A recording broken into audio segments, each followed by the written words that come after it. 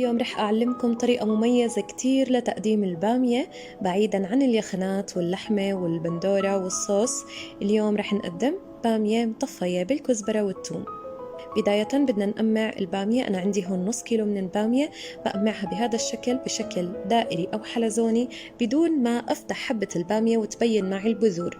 ممنوع تبين بذور البامية. بعدين رح أخذها وأغسلها كتير منيح وأجففها.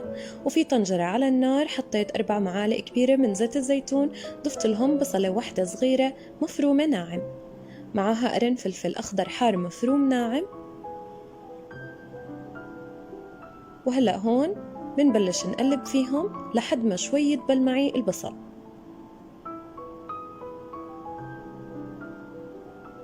برش رشة صغيرة من الملح بحدود ربع معلقة صغيرة، بساعد كتير البصل إنه ينضج بشكل أسرع.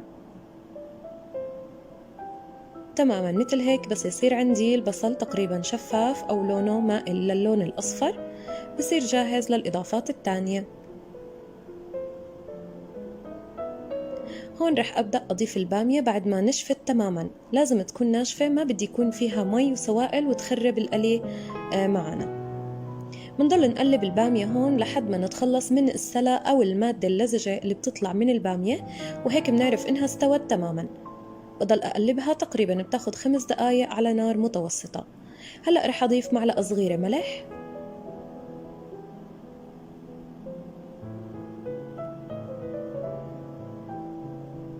عندي هون 3 أسنان من الثوم مهروس ناعم، كمان رح أقلبه مع البامية. أنا ما ضفت الثوم من البداية لأنه ما بدي أقليه، بدي شوي تكون نكهته قوية أكتر. كل ما تقلى الثوم كل ما خفت نكهته، والبامية معروف إنها نكهتها كتير طيبة مع الثوم. بعد ما استوت البامية تماما وتقلت مع الثوم والبصل، ضفت هون تقريبا نص حزمة أو ضمة من الكزبرة الخضراء المفرومة ناعم. بقلبهم كتير منيح لمدة دقيقتين بس. بعدين بالنهاية ضفت عصير حبة ليمون واحدة وبقلبهم شوي صغيرة، وبهيك بتصير البامية جاهزة. برفعها عن النار مباشرة على صحن التقديم.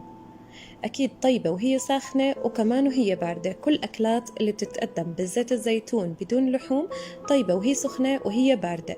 جربوها، تغيير مثالي لطعم البامية، وكتير راح تحبوها، خاصة إذا كنتوا من الناس النباتيين أو اللي بتحبوا الخضار كتير. تتقدم مع عصير الليمون والخبز.